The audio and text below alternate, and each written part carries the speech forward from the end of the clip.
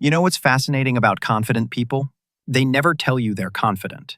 Think about it. The guy who walks into a room and says, "I'm very confident." That's the least confident person in the building, because actual confident people aren't thinking about confidence at all. They're thinking about the thing they're confident about. It's like saying, "I'm very good at breathing," if you have to announce it.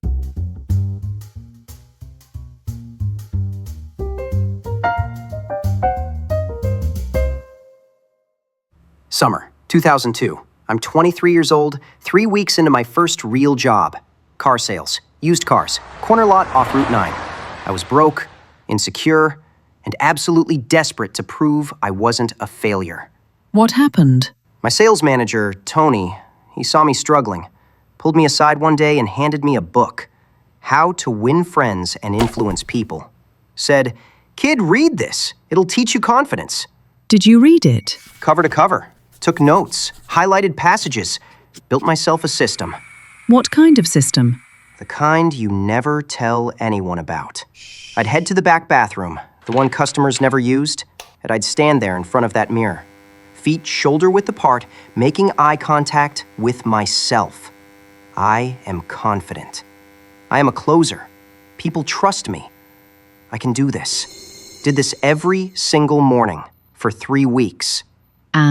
And week 4, Saturday, 9:45 a.m., after coffee cup number 3. I head to the bathroom, same routine, except this time, I'm really going for it. Full commitment, intense eye contact, power stance. I am confident. I am a closer. People trust me. And the door opens. Tony walks in. oh no. Yeah, just stops, staring at me, standing there like a discount Tony Robbins, giving myself a pep talk at 9:47 in the morning. I looked at him and said, "Morning, Tony." Like this is normal. Like he didn't just catch me lying to my own reflection. He looked at me, looked at the mirror, looked back at me. Then he said, "Kid, there's a customer waiting outside, right now. Maybe finish up here and go sell him a car," and walked out. Certain doom, delivered in 7 words. So I walk out onto the lot, and there's this guy, mid-40s, looking at a 2000 Ford Taurus, silver, low miles, good starter car. Tony's watching from the office window. I walk up, extend my hand, big confident smile. "Good morning, I'm Mark. What brings you in today?" And you know what happened? What? My brain split in half. Half of me was trying to listen to this guy talk about needing a reliable commuter car. The other half was running a checklist. Am I standing confidently? Is my posture right? Am I making enough eye contact? Too much eye contact? Did I smile too big? Not enough? The guy asked about the transmission. I blanked. Completely blanked. Said something brilliant like, it's automatic? He asked about the warranty. I said, "It's got one?" Elena, I was so busy monitoring if I looked confident that I forgot to actually know anything about the car. What happened? He left. Didn't buy. Didn't even test drive. Tony called me into his office. The performance review nobody wants. He sat me down and said, "Kid, you're overthinking this. Stop trying to be confident. Just talk to people like they're humans." And I said, "Yeah, but the book says you have to visualize success. You have to affirm your beliefs. You gave me that book." Tony looked at me and said, "The books don't sell cars, kid. You do." Kinda. Then he told me to go study the inventory instead of studying my reflection. Same day, 11:30 a.m. Young couple walks onto the lot.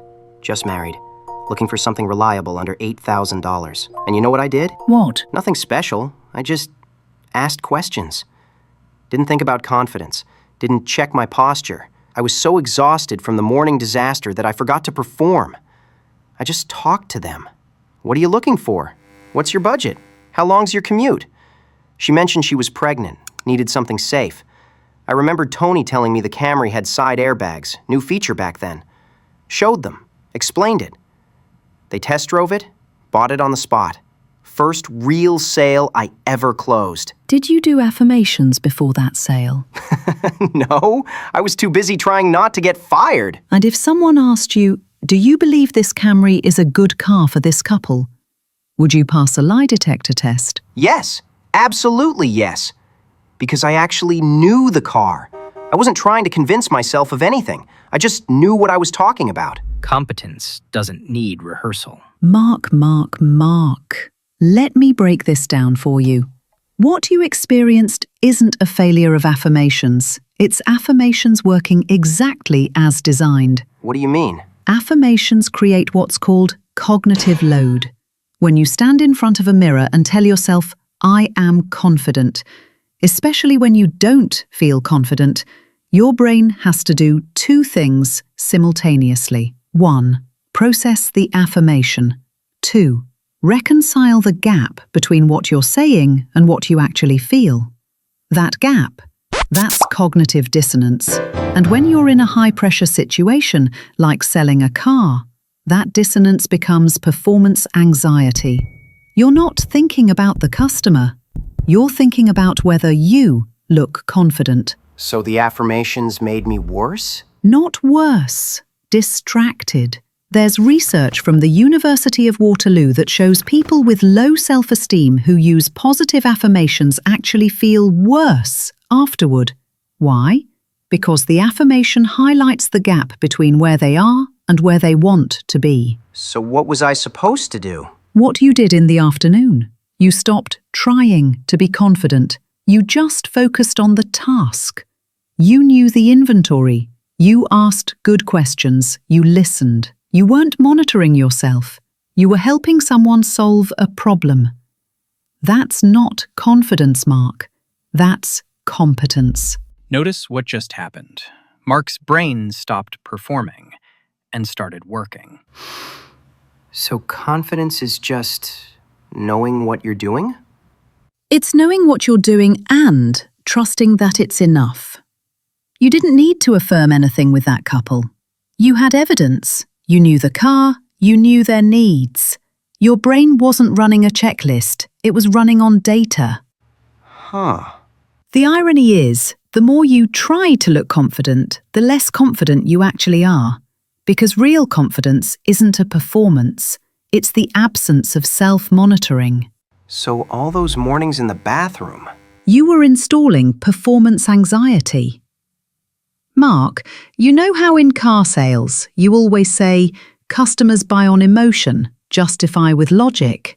Yeah, every time. Your brain did the exact same thing. It felt threatened by the sale, so it bought the emotion of, I need to look confident, and justified it with, affirmations work. But affirmations only work when there's already evidence to support them. You can't affirm your way into competence. You have to build competence first. Then the affirmations are just reminders. I hate how much sense that makes. Confidence is the exhaust, not the engine. Okay, but what do I tell people who swear affirmations changed their life? That they probably had competence they weren't acknowledging. The affirmation just gave them permission to see it. So it's not that affirmations don't work. It's that they work after the work, not instead of it. So the couple. I wasn't confident because I said I was confident. You were confident because you knew the inventory. And Tony catching me in the bathroom was... The universe telling you to stop lying to mirrors and start learning about cars. 22 years later, and I'm still getting caught performing instead of knowing. At least now you know why. Next time, what happens when someone does have the confidence, but uses it to manipulate? Oh, here we go. Narcissists don't have an affirmation problem, Mark. Let me guess. They have an evidence problem? Worse. They are the evidence. I hate where this is going already.